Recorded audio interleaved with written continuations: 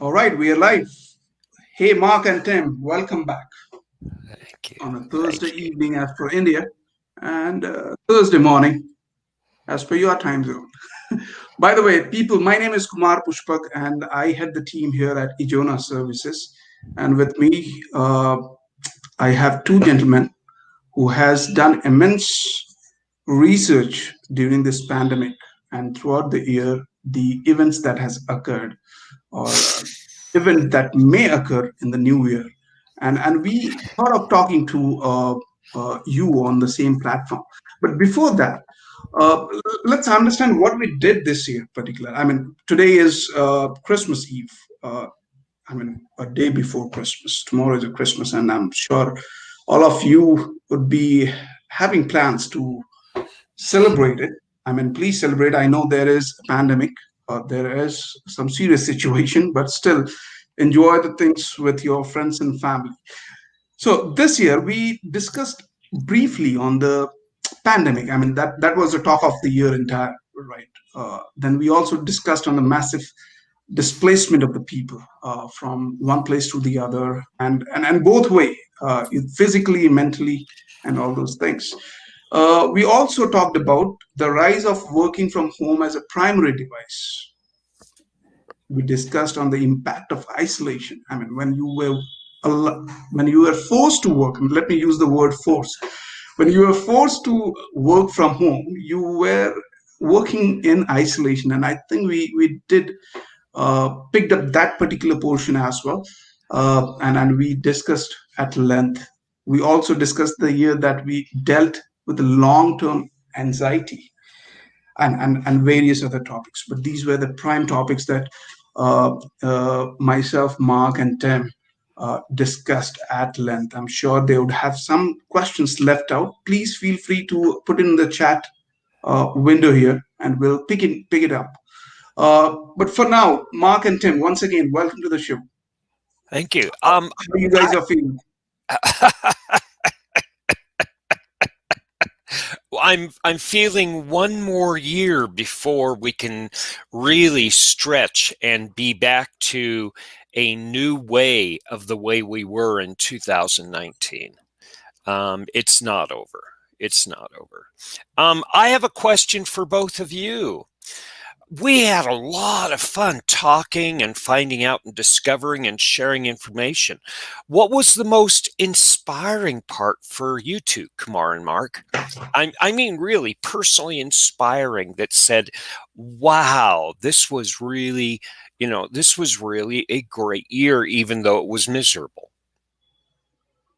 Yeah, so I'll take up this first. And Mark, I know, I mean, you have so much things to talk about. I'll finish it in short.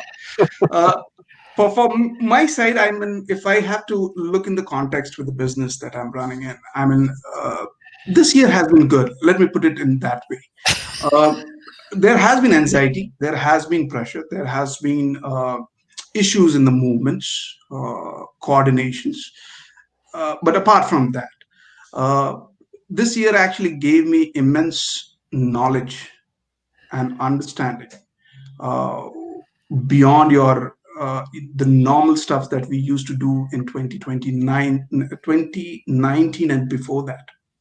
I mean, we were never accustomed to work from home. I mean, this was something that has allowed us to learn how to work cohesively, and be a team still when you are not physically together, right?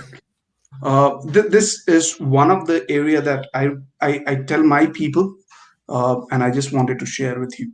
Apart from that, the anxiety and other stuffs were like a normal stuff. I mean, I don't give much heed on that because I understand challenges do come. I mean, without challenges, life is like so boring. Mark, what's your thoughts? You know what? My immediate thought is just the pleasure that I'm getting just looking and listening to both of you. And that you, Tim lives in New Mexico, you're in India, I'm I'm outside of Washington D.C. area.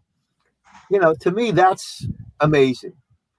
Not only the geographic distance, that we've shrunk that distance.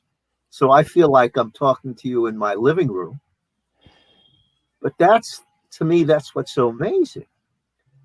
And I see it on the groups that I'm running, whether it's with middle class, intellectual Unitarians or hard scrabble, DC working class, people fighting just to, make it through the day, uh, folks, we're creating a sense of community and a sense of connection that, I would never have this opportunity to be in the same sort of space with these folks, and we're sharing at a level of depth and openness and honesty and connecting with one another. We're taking risks, we're being vulnerable, we're being real, and we're having fun. And Yeah. I don't have to go any further than that. Yes, yes, yes. One of the shockers for me this year, I'm used to having anywhere from 50 to 85 people in my classes, right? And I teach 3 classes a month, and the material I teach prepares people for one of the more brutal exams in preparation in business and leadership. And all of a sudden, in March, I was getting 150 to 195 people, 3 classes in a month. And I'm thinking, oh, these people are scared. Oh, those poor people. And then all of a sudden, it was like, oop, no, not these poor people. These are brilliant people. They're coming together. They're number one, they're paying out of their own pockets. And a third of these people don't have jobs, and they're investing in themselves and their future and their hope. And as a leader of the class, I felt obligated to step up and say, boy, I better meet these guys' expectations. And at the end of the day, here I am, the last week of the year, I'm thinking, because I stepped up, because I took a chance, and because I pushed beyond what I thought I could do, I am so much the better for it. And it's all because of the other people that actually asked me and trusted me with their futures. That's the greatest gift anybody can give. It's that trust. And it's amazing what that does for a person. Oh, absolutely. And just to add what Mark said, that he's enjoying the living room out there. I mean, uh, to me, the world was never so close and never so integrated the way it Yeah. was in 2020 overall. I mean, Yeah. we were integrated. Yeah, what do you have out there? You're going to be heading into another storm here, aren't you, Mark? But no, just rain, just rain. Okay, is it pretty cold? No, tomorrow it'll get cold again. Today it's going to be 50 and rainy. Oh boy. I'm 15 degrees Fahrenheit. That's negative 9.5 Celsius. And my toes are freezing. I have a blanket on my legs. My cats are curled up by the radiator, and there is absolutely no clouds. And it is going to go up to 55 and then straight down to negative 9.5 tonight again. And it's crazy. It really is. Kumar, what's your world like right now? You both need to come down to India, especially Bangalore. uh, I'm in 22 degrees Celsius at the moment. Oh, wow. For those that are It's still Celsius summer for you impaired, guys. what is that? What is that in Fahrenheit? Fahrenheit would be 35 Fahrenheit. Let me do some calculation. I'll Yeah, tell you. let's all reach out to the Yeah, it wonderful. must be about 65, 70, I guess. Oh, boy. Yeah. Oh, 71. Okay. Yeah. Well, that sounds delightful. Oh, dear. Yeah. No, we're not going to see that for another 2 months. So yeah, enjoy it for us, Kumar. Enjoy your nice daily walks. Yeah, I did share the experience, my recent experience going to a health station on a holiday, and I took all the warm clothes, the jackets, jerkins, and the moment I landed in there, I found it like 28 degrees Celsius. Welcome to your snow-draped winter celebration. That's wonderful, and it's incredible.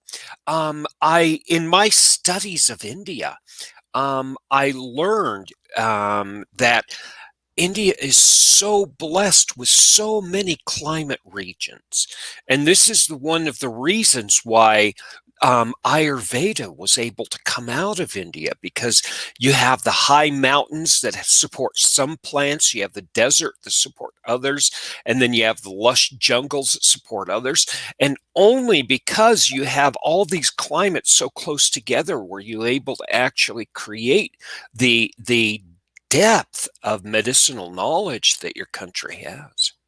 Right, right. I mean, somewhere we are blessed with the diversity that we see. I mean, not only I mean, we have diversity in everywhere. The language, the places, the weather, everything out there, isn't it? I mean, think about that. My father, he's staying in Delhi, the capital city of India, and he is at 2 degrees Celsius. That is cold. Yeah. You go further north. You go to Kashmir.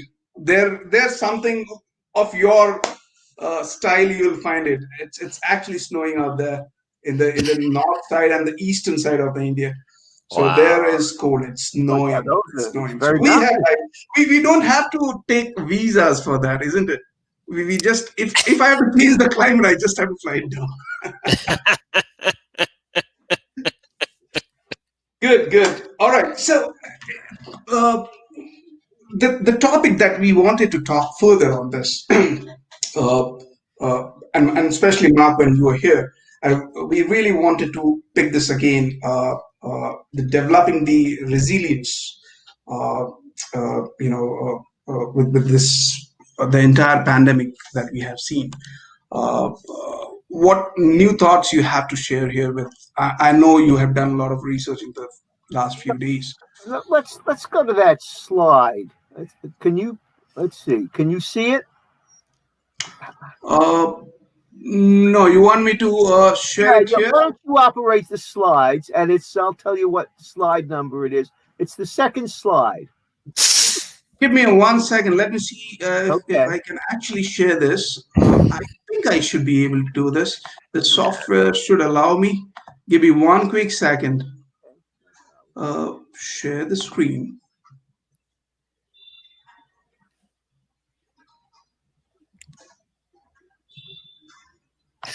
Okay. Oh, I have a share screen. Let me see also. I promise I won't touch anything. No, no. All Oh, right, there here we you go. go. There we go. Okay. There There we you go. go. And let me put the slides in. Okay, so that's not the second one. There we go. Now, can we make it a little bigger, or is that the best we can do? Yeah, Yeah, yeah, we you can certainly put it can in do. presentation mode. There you go. Okay. So why I bring this up is because this is both the sort of the diagnosis and part of the strategic solution for resilience. Now, what I mean by the diagnosis, initially in the pandemic, and for some people, even now, we're still going through stages of grief. You know, maybe we're no longer in shock, or maybe no longer in denial, but some of us are still angry about all this, you know, the changes, the uncertainty. Um, when will this end? The helpless feeling, the frustration. Of course, we know there's a vaccine. So, for some, that's a little bit of a light at the end of the tunnel. But the point that I'm saying is resilience isn't just being, oh, I'm tough. Resilience, first and foremost, is the capacity to grapple with a variety of emotions based on circumstances, based on the challenges you're facing, based on being able to honestly experience your own emotions, not being afraid to be vulnerable, not being afraid to be angry, not being afraid to be, confused for a while. Instead of saying, I've got to have an answer and that's that. No, it's really being able to be flexible and responding with emotion based on what are the challenges you're facing. And sometimes it means it's like yin and yang. Sometimes you have to be sort of quiet and reflective. That's the yin mode. And sometimes you have to be action oriented and, I'm jumping in. That's more the yang mode. So resilience is understanding that all kinds of emotions are going to be stirred in a time of crisis, especially. I think that was one of the things I felt when you were talking, Kumar, that this has been a crisis and it's challenged us to come up with new ways of thinking and responding, which we wouldn't have taken on if we hadn't been in that crisis. Because crisis, by definition, means my typical ways of problem solving don't apply. I have to develop a whole new mindset, you know, heart strategy, head strategy, and behavioral strategy, and team strategy. So, and all those things evoke different feelings for people, and a bunch of them. That's why it's not just one feeling. At the same time, this is also the formula for embracing change. A lot of people change. Not everybody immediately jumps into change. Not everybody's a rapid adapter.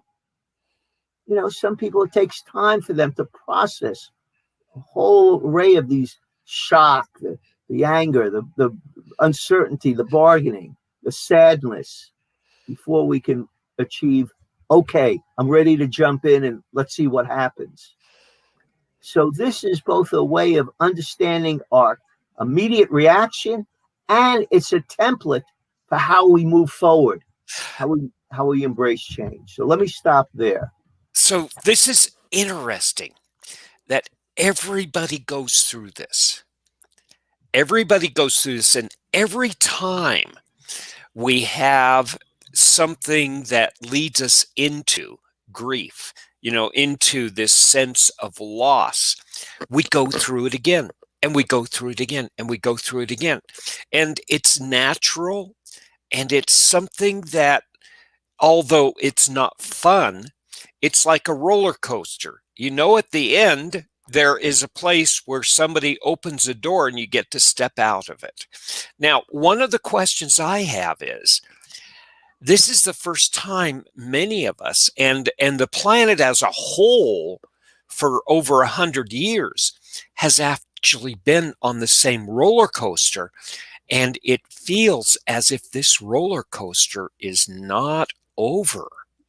And it's a very good point. And I was saying that earlier, Tim, is that there's now a common experience worldwide.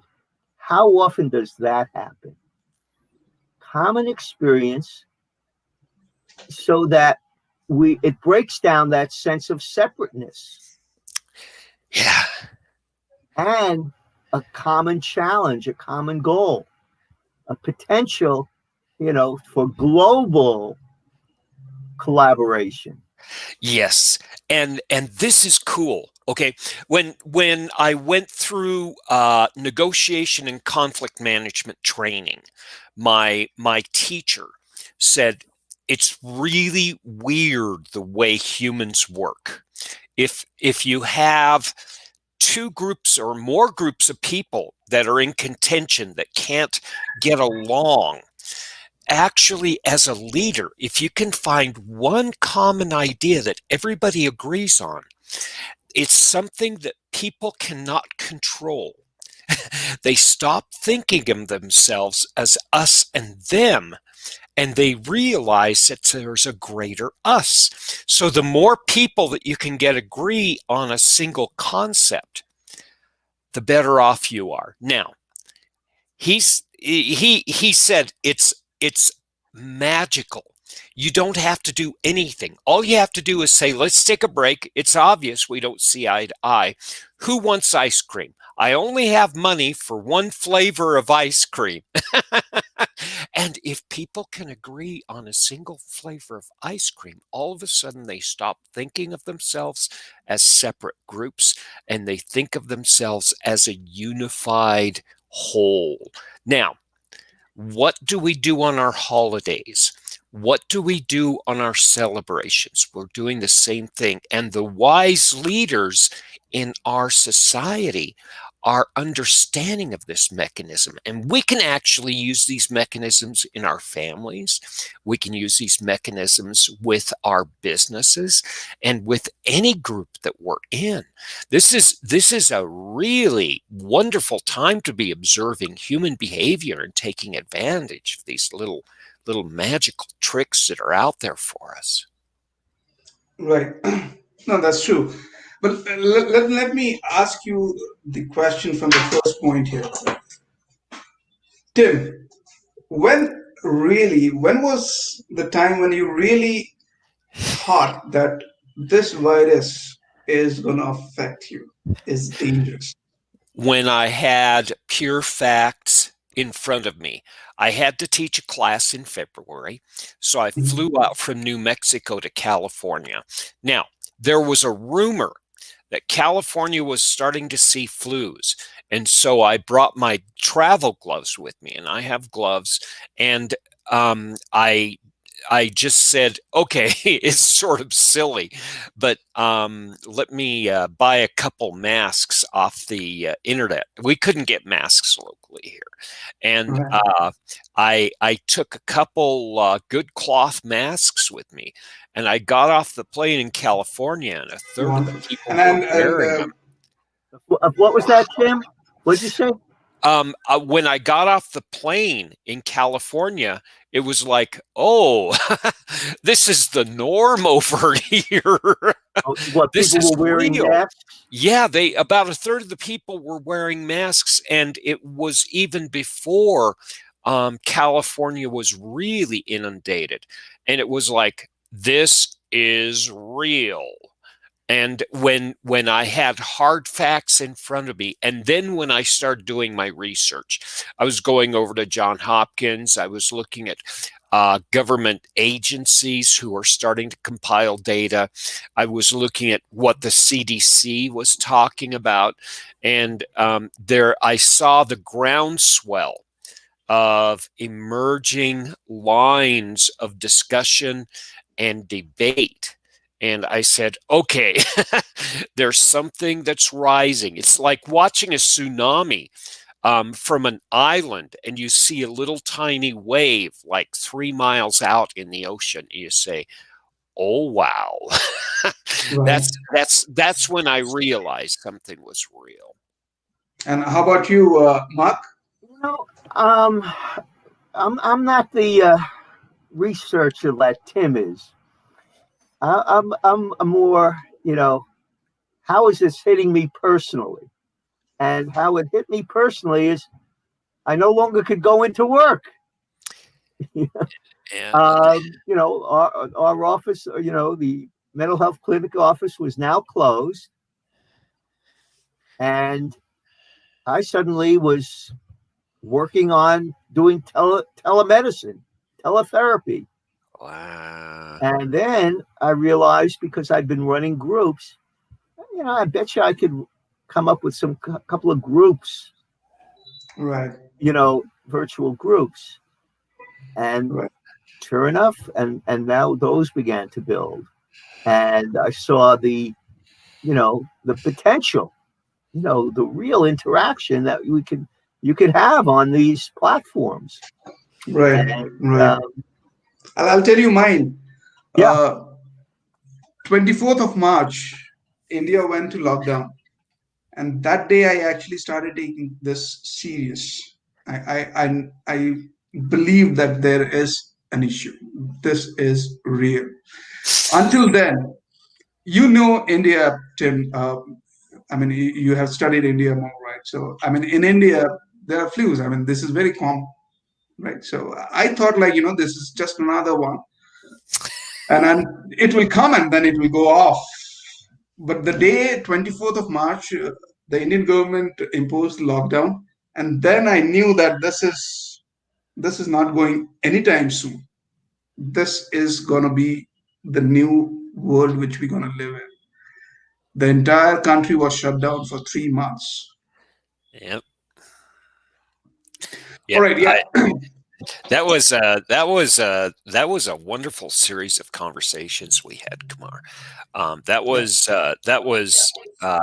It was scary for both of us, but at the same time, it was fascinating to see how the different cultures were responding in a very similar manner. Yeah, yeah. I mean, I had meetings in the March, and then second week of March. I mean, I had people coming from UK. Some of my clients came in, and then I had plans to actually fly down to UK in the month of April, which I had to postpone because of the lockdown. But yeah, it was. I still remember the evening when the announcement happened, and then I rushed out to collect some groceries because I was anyway running out. That was a month end. I was running out of groceries. So I thought, of, okay, let me go and pick it up.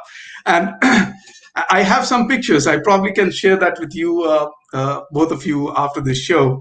Oh, what a crowd I had to see. And I said, okay, this lockdown is happening because of the virus.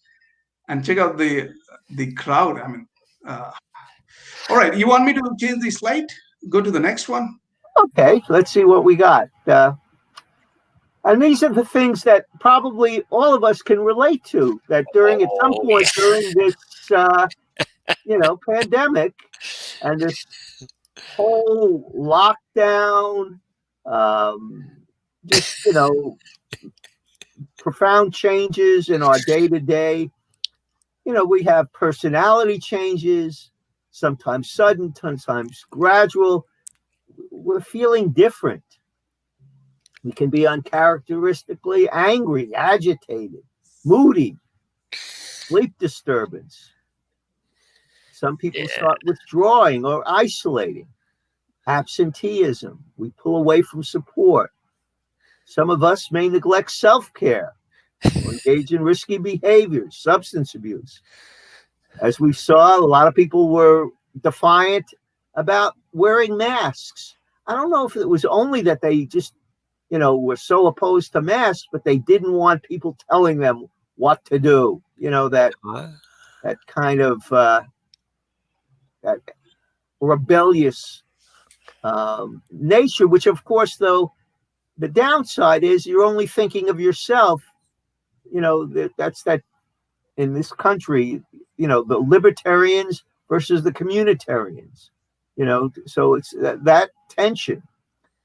And some become overcome with hopelessness, overwhelmed, prolonged grief, worthlessness, and then even suicidal ideation. So these are the things that, the Buddha talked about this many thousands of years ago. Suffering is a part of life, and especially in a crisis that, shakes our foundation. I actually decided that I was not going to emotionally punish myself if I missed shaving for a couple weeks. And I actually am playing with the idea of growing a COVID ponytail. I have not heard that term yet, so I'm gonna trademark that. I'm gonna see if I can keep this going for 2021. And actually come out of this. And I'd like to actually observe, and this is something I'm going to be watching. If others are actually doing the same thing. Men traditionally here are well groomed, but I've noticed a lot of people, both in the national public scene as well as the local public scene, that are not taking their ultimate hygiene as seriously as they have in the past, which is, it's characteristic of exactly what you're talking about.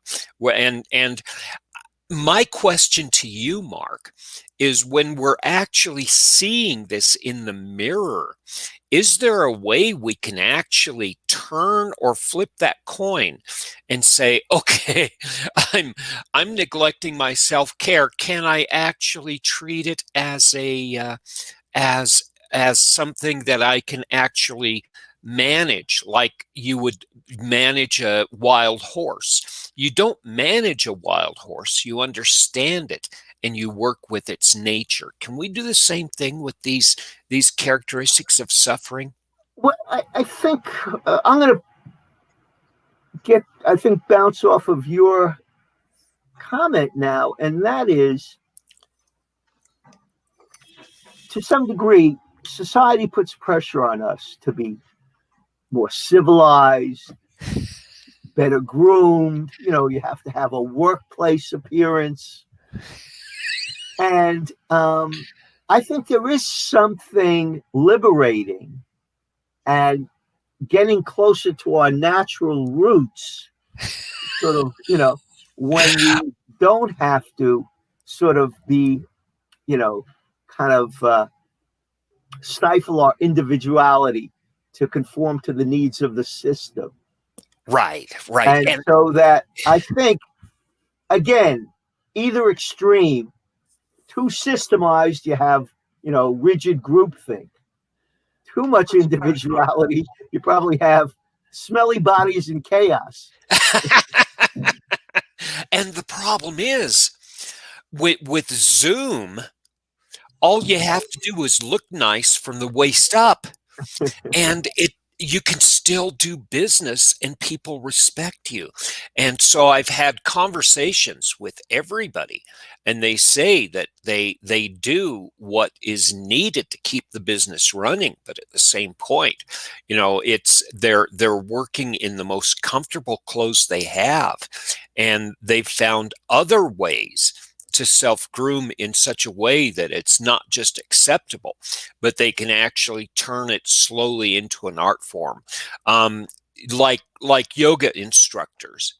Yoga instructors traditionally are nonconformists. Their whole mindset is to say, take care of the self, and they demonstrate that in the way they behave and show themselves. And so I've taken a lot from my yoga friends who say, guys, it's all right if you have long hair. It's just who you are right now. Something, actually, a new fashion trend got evolved in 2020, I believe. But let me ask you this, Mark, these Yeah. signs of suffering, the characteristics. Is there any new sign that you came across which were not existing before 2020, or these were already there? Let me think. New signs of suffering. I think the sense of isolation is, we've talked about it, but I think that was the thing that people, were not used to. Yeah. I Especially felt this. extroverted people. Introverts are more comfortable and do spend more time alone. But in the groups that I run, the people that were extroverts, that needed other people to really, kind of rev up their engine, so to speak, get their energy through interaction. These folks, I think, were having a really challenging time. And that's why the Zoom groups became really valuable for them. It's funny, Mark, because I found within my communities I'm interacting with, I found myself more at peace. I'm an extreme introvert, though. I will spend hours, if not days at a time, working over 2 or 3 pages in a book, and it's like, wow. But at the same time, I found my friends reaching out for me much more than I'm used to historically. And these are people who are fellow introverts. And it's not just a section of people. It's a burden that the whole planet has carried together. One more thing that I found is we became more friendly to the gadgets. To the Uh, what? to the gadgets, To Oh, the more friendly toys, to the yeah, gadgets. toys and yeah, to tools. the technology, right? Yeah. Yeah, Oh, yeah. well, it We certainly are is. now we are now more united, I would say. Oh, yeah. It's a level playing ground with Google that's free, with the tools we use here right now, the ones that we're using. And this is the wonderful thing, because it's not only that we're able to talk, but we can create an archive. Now, we had a groundswell over the last 7 years of the rise of the influencer and the rise of the podcaster. And all of a sudden, everybody is realizing I can be my own production studio. We knew this back 7 years ago. The tools were there. And now the common people are doing this. And I'm wondering how this is going to change how we express ourselves and share ourselves and interact. We have Twitter and Instagram, and we have Facebook, and we have LinkedIn. But the problem is, we're not trusting them right now, right? The government doesn't trust them. We don't trust them for news because, it's easy to change the information.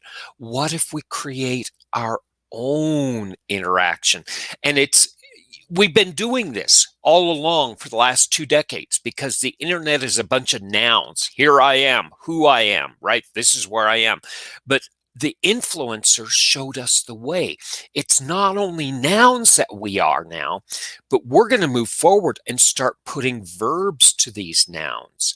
And I'm wondering how we're going to actually embrace not just talking and showing and presenting, but actually living and existing, partially in this physical world and partially in this information world. Yeah, I also think with this in 2020, people became more presentable. Everybody was a showstopper, by the way. But we are. But we are. If you sit down and if you're really open to people and if they're open to you, they have the most fascinating stories. And why don't we tell our stories? Let's sit around the campfire like you and Mark and I have been doing all year, and laugh and cry and shake our fists at the stars, just like we've been doing for the last 75,000 years. Why don't we enjoy it and have fun with this? Let me just get back to something that we were saying earlier, and that is, what is the advantage of being less socialized? You know, kind of breaking out of our, more formal uh, appearances and becoming a little bit more ourselves, even with all the rough edges. What I think that does is and think about this, that increases spontaneity. I can be more myself. I don't have to worry so much about, this is who I am. I'm not worried so much about appearances. I'm not worried so much about being judged. I'm sharing deeper parts of myself. What does that all lead to? Spontaneity, depth, a freedom to, hey, I'm not afraid to make mistakes or be wrong. Yeah, that's the essence of creativity. Exactly. Exactly. It's the role of the artist. And we all have the opportunity to be artists, no matter what we do for work, what we do for our livings. We can create art. Art and the role of art in society is to go back into the forest, the deep, dark forest that's mysterious and scary, and come back with something that you have no words for. And that's what art does. It expresses things and emotions and feelings and things that's bigger than what our language is. And that's what actually creates more depth in our community. And I'm optimistic that this is actually an opportunity for us to continue this growth and actually explore this, not just as individuals and groups, but as a society as a whole. Right. Agreed. Let's move to the next slide. Let's see what's in there. Okay. Ah, so this was based on an article that I recently wrote, and I really just thought about what will it take to turn this universal uncertainty that we're all experiencing, and how do you turn it into opportunity? How do you take something that feels overwhelming, and yet you can turn it in, you can harness it into a new problem solving path, a new risk taking path, a new creative path?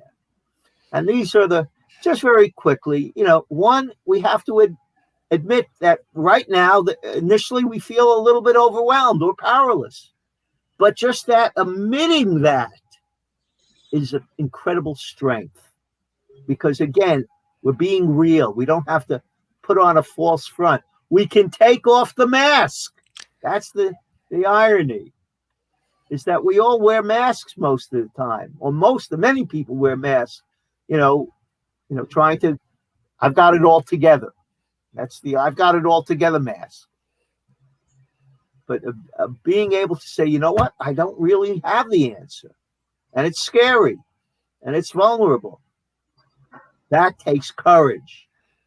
And because if I don't have the answer, once I get past my paralysis, what am I going to do? I'm going to talk to Kumar and Tim. I'm going to be open to new ideas. I'm going to, say, hey, I don't have to suffer in silence. Let me talk to these folks.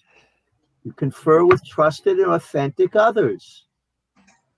People who also understand vulnerability and aren't going to give you, it's an easy answer. Just do this. No, I don't want to confer with people that, give me these dime store answers. And then you begin to make an initial decision. And this is where people sometimes hold themselves back. You don't have to figure everything out. It doesn't have to be perfect. Just come up with a rough plan. Get some feedback, talk to others. You don't have to wait to start until everything's perfectly aligned.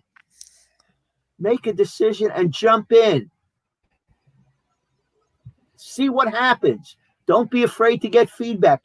Again, your strategy doesn't have to be perfect. In fact, when you get, hit potholes or, a link in the chain breaks, great. Now I know where I have to strengthen my understanding and my responses. And once you begin to strengthen your strategy and you've kind of confronted some of those, glitches and weaknesses, and you're starting to get a sense of, hey, this is the movement. This is the direction I'm going in. I'm thinking of Van Gogh. I've been reading a lot about Van Gogh lately. And he sent one of his early masterpieces now to a friend who just ripped it apart. Oh, this is, you didn't do this, you didn't do that. And he had at least enough confidence to say, What he did, he's got a letter from his friend, and he just sent the letter back to the friend, with here's your letter back. In other words, I don't have to be controlled by your feedback, Right. but you have to prepare for conflict. If you develop something new that people aren't used to, it's going to, get people a little queasy and scared, and they're going to want to, sort of shake you from your foundation. Right. Right. But I and then know that once you've started, it doesn't mean you're absolutely locked in. You can take feedback, you can make changes, and keep growing. So that was the 7 steps. Yes, Kumar. No, absolutely. I was just thinking, I always believe in two-way stuff. When I say two-way, is basically either my way or your way. Okay. When you talk about uncertainty, it's only either you can actually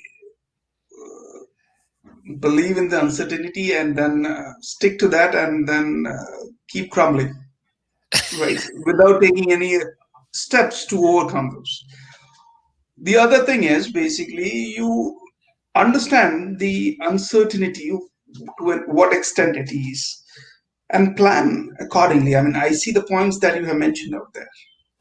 I I think in 2020, Tim, tell me if if you don't agree. Uh, is actually people has become more organized, both in terms of maybe either the fear has actually made them more organized, or it's a human tendency or the nature which makes when things actually come and hit you, you become more organized, isn't it? If you don't shut down, because some people, get paralyzed or, get scared and freeze, it's fight or flight. By the way, And I was either one takes coordinated action. You're Yeah. right. yep, yep. Just wanted to add in here. I was talking to one of my friend in Belgium. He runs a company, a data company. I was talking to him and I asked him, "Hey, the year is ending. How was it, by the way?" And he said, "Kumar, this had been the best year so far in terms of finance, in terms of revenue." I said, "Wow, how?"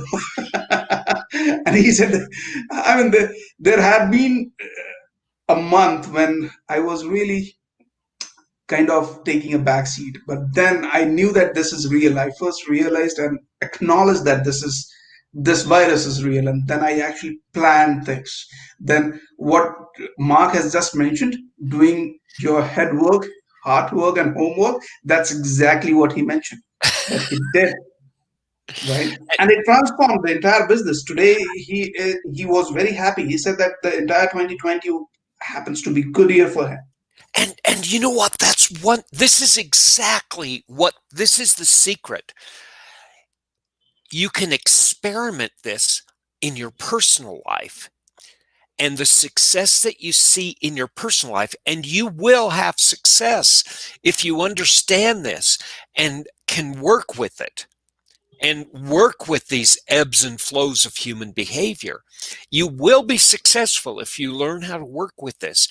And if you see that in your personal life, guess what? You can take that and it works in your business, and it works in your nonprofit, and it works in your organization, it works in government, because all of them are founded on humans and human behavior. This is actually good and true. This is not like this is bad. This is good and true, and this is the nature of human beings. This is a wonderful thing, guys, and we're starting to see this not just as individuals. We're able to see this as communities too. I'm seeing communities of people coming together and say, you know what? Here's where we are, and let's step into the great unknown together. I have heard that more in meetings than I have ever heard in the past. Yeah, no, Right. I think the opportunity for groups, communities, um, for real sharing is is very rich, very rich, and it's an ebb and flow. I mean, I'm never going to give up my need to do my individual thing, but that's Right. the IC2 concept: individual creativity and interactive community. Right. And that's Marcus Aurelius, you know. What's not Yeah. good for the beehive is not good for the bee.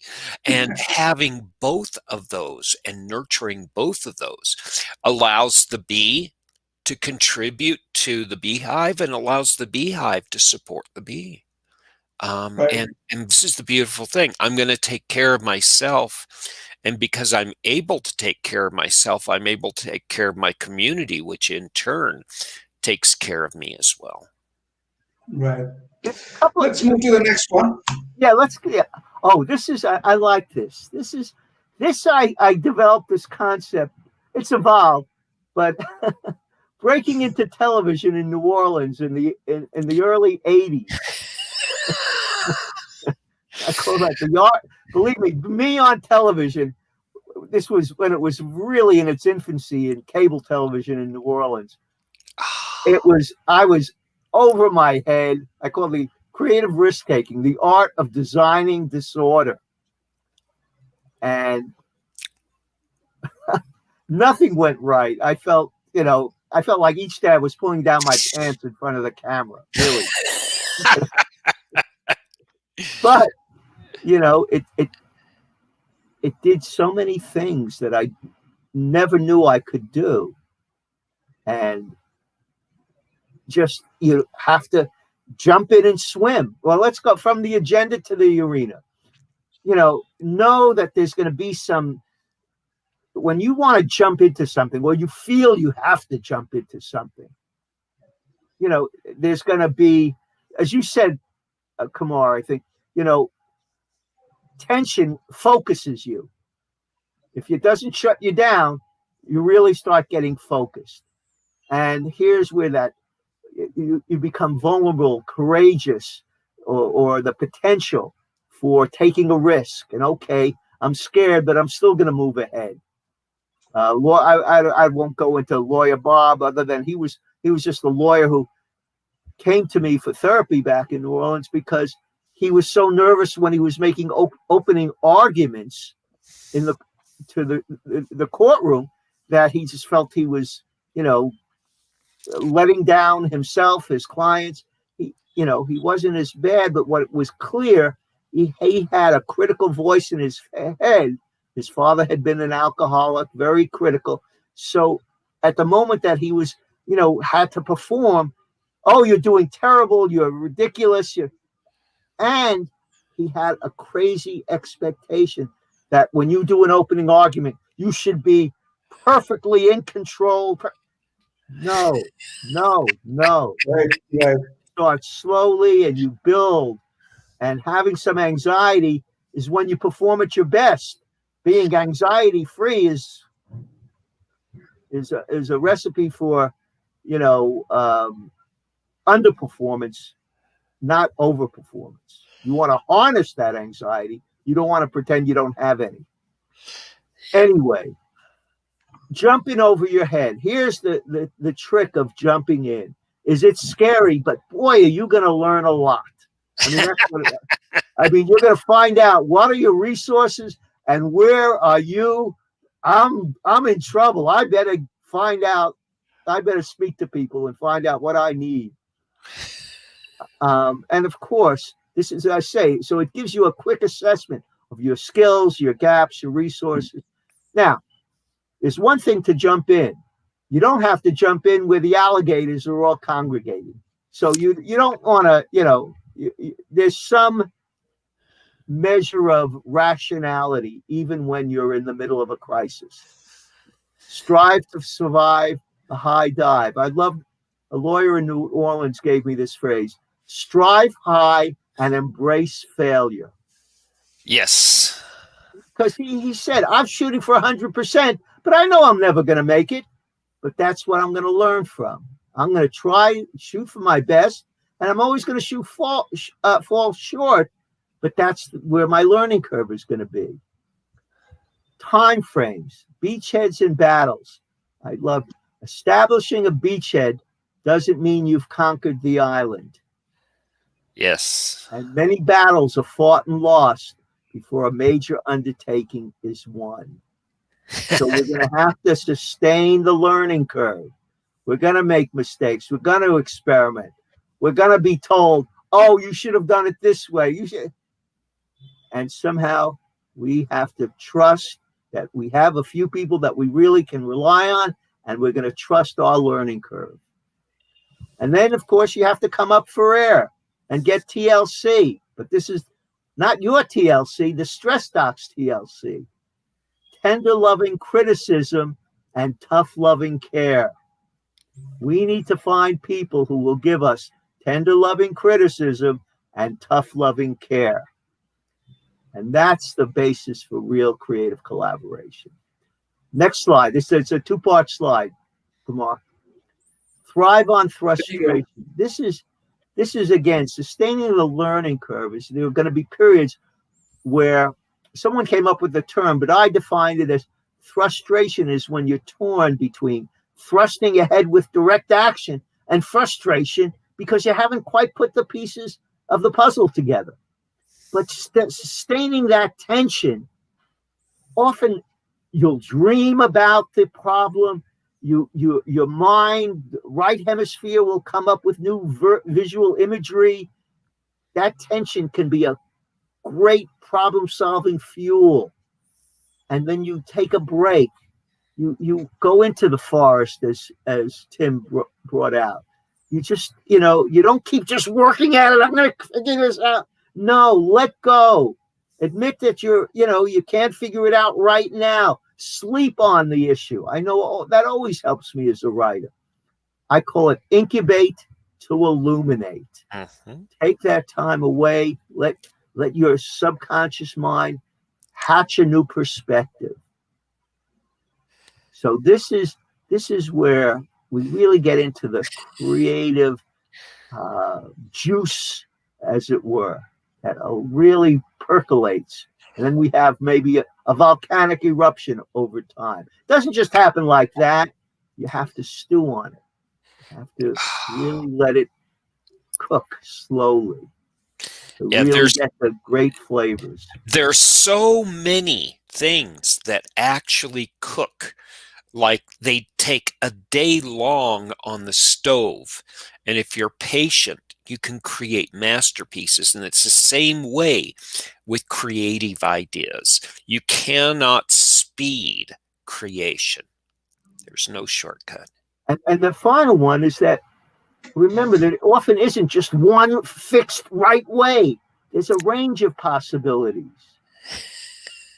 And so we have to allow for uncertainty, allow that confusion over the illusion of control. And I say, avoid BS. What is BS? Be safe. Avoid BS. Always being safe.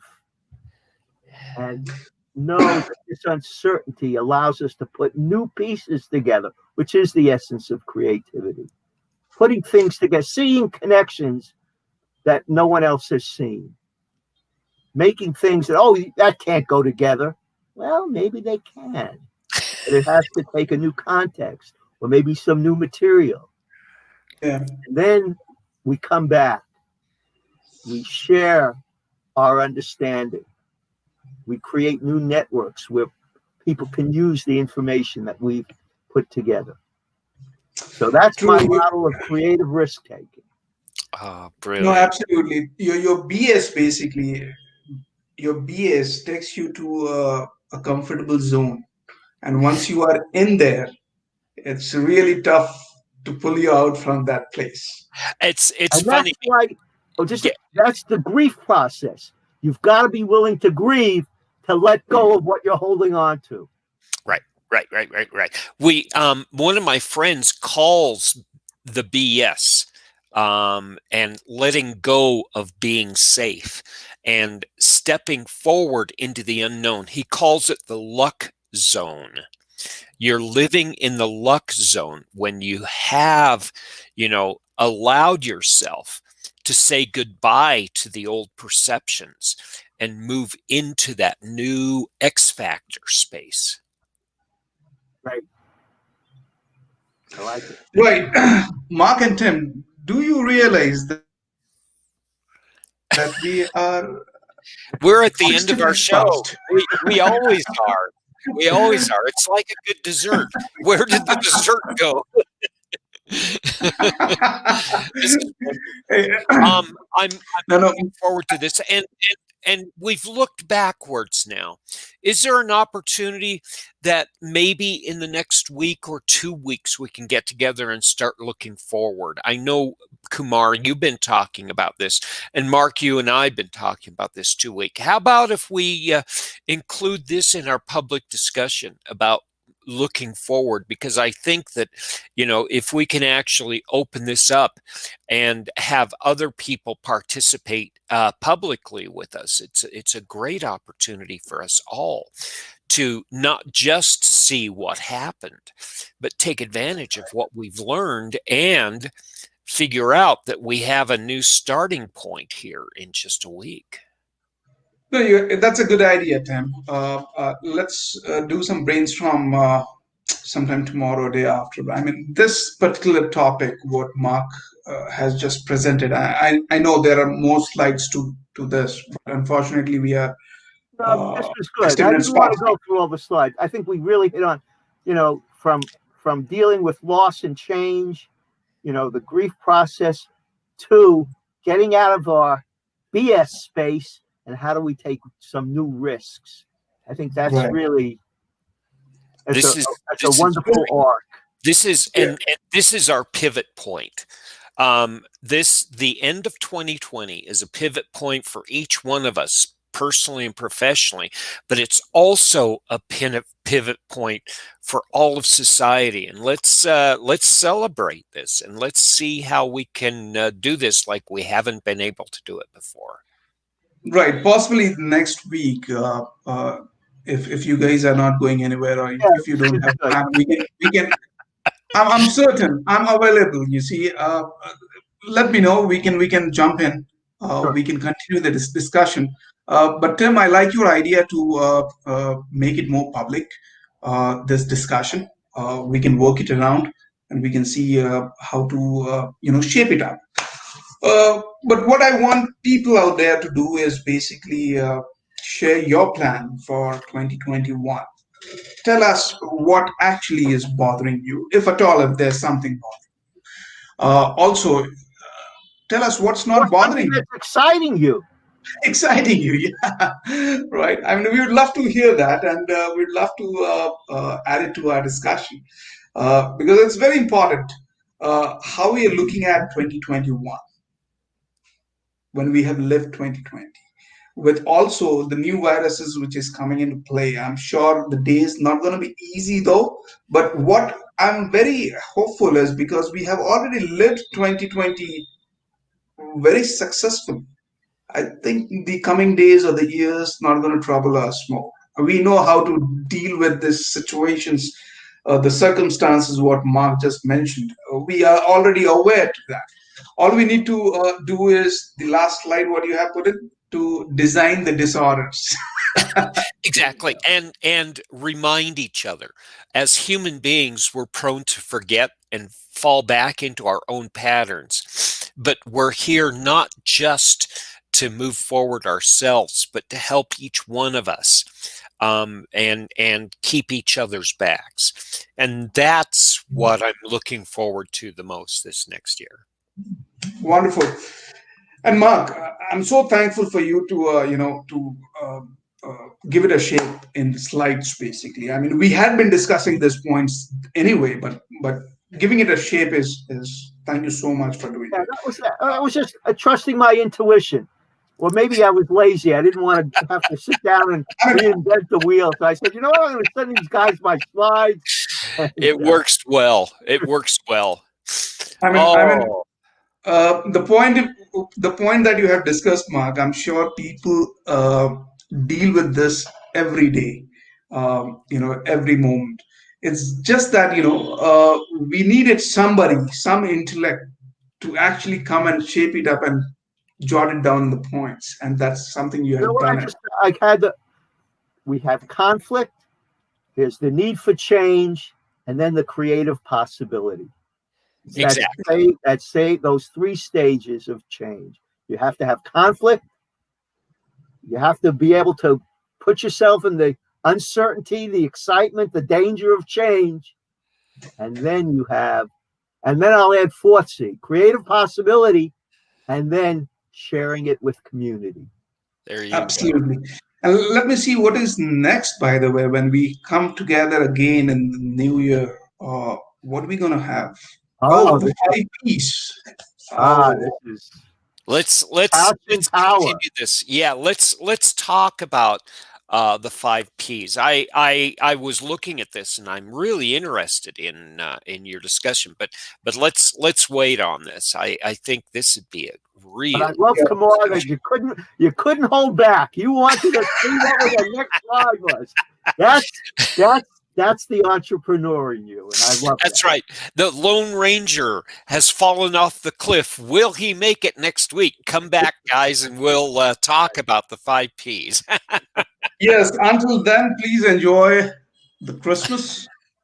Have a merrier Christmas this year.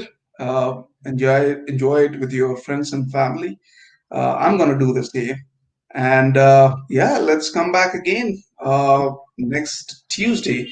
Tuesday, Tim, are you coming in Tuesday? Of course, I'm here for you. I'm here for you, Kumar. Okay, wonderful. And I wouldn't miss a second of it. And then Mark, you and Kumar and I can actually Sure. continue this, and we'll continue to talk about what we want to do and how we can actually weave the threads into a wonderful tapestry called 2021. Absolutely. Mark, what's your plan for Tuesday? If you have some time, you can join in. I mean, let's continue Tuesday this. morning is a little difficult. What time do you guys meet on Tuesday? Same time. We don't Nine Easter to time. 10? Time. I could probably make it. I have a group that I run at 11 that I have to start preparing for by 10 o'clock. So Okay. I can probably make a cameo appearance on Tuesday. Let's Oh, let's let's talk about that and see what that looks Yeah, like. because Tim and I are gonna meet on Monday. all And right. Wonderful. we'll figure that out. We'll figure All that out. right, people. Glorious. Okay, Thank you okay, so much fellow for. musketeers. Thanks again, everyone. Enjoy. We appreciate you being around and looking forward to talking to you in the next week. And if not, then in the new year. Absolutely. Thank you, people, for being here. Namaste. Namaste. Namaste. Thanks again, guys. We'll talk Yep. soon. Bye. Merry Bye bye. Christmas to all. Enjoy. Take care.